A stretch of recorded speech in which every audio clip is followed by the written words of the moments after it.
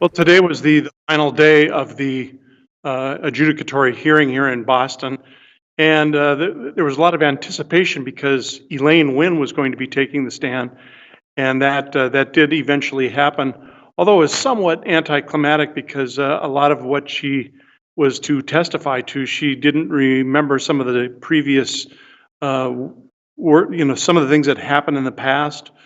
That there was that portion of it, and then the other part of it was that she was kind of confined from talking a lot about things back when this was irrelevant because there were some court sealing, some documents that were sealed, and confidentiality agreements. So she couldn't say a whole lot back then, and then her recollection of things didn't really satisfy, I think, a lot of people who were on the commission. I think the bigger highlight, though, may have been the close for the Wynn Resorts, where they made their last appeal to keep their license.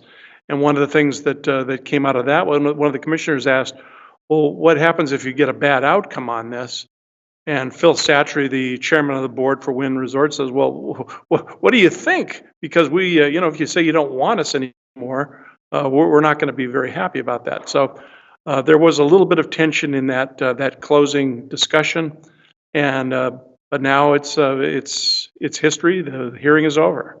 I think in most cases it was pretty sincere and heartfelt in terms of what they were expecting. The commission was very interested in everything that they were talking about. They asked a lot of questions, a lot of probing questions into some of the details of some of the parts of the investigation that we've heard bits and pieces of in the past.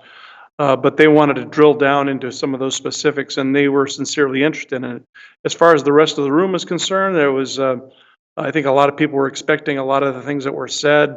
Not a lot of gasps and shrieks or anything like that, but certainly this is a serious matter that's going to kind of determine Wynn Resort's future in the state of Massachusetts. I think the most surprising thing to me was the pushback from Wynn Resorts when Commissioner Zuniga asked that one question about what happens if there's a bad outcome for the company on this.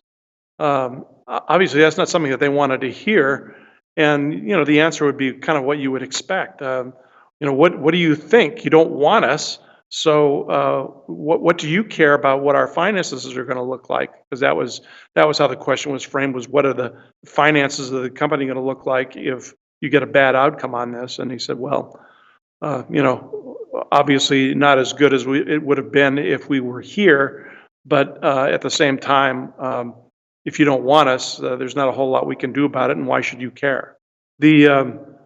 What happens now is that the five-member gaming commission will deliberate, and they'll do this behind closed doors. There won't be any public meeting about this.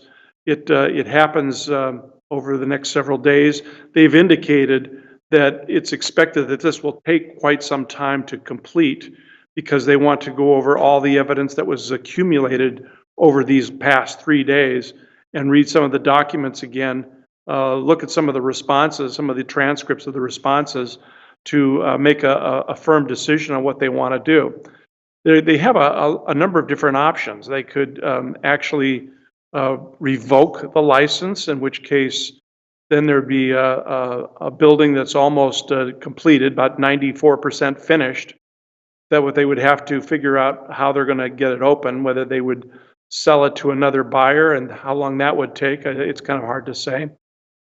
Or the other thing they could do is they could put some provisions on the license as it exists. We'll see. The Gaming Commission will be making a decision. They won't have a meeting to do it. They'll actually issue a written report explaining what the sanctions are going to be, and then we all move on. That'll probably happen within a week or 2 weeks. It's going to take some time for them to get this done.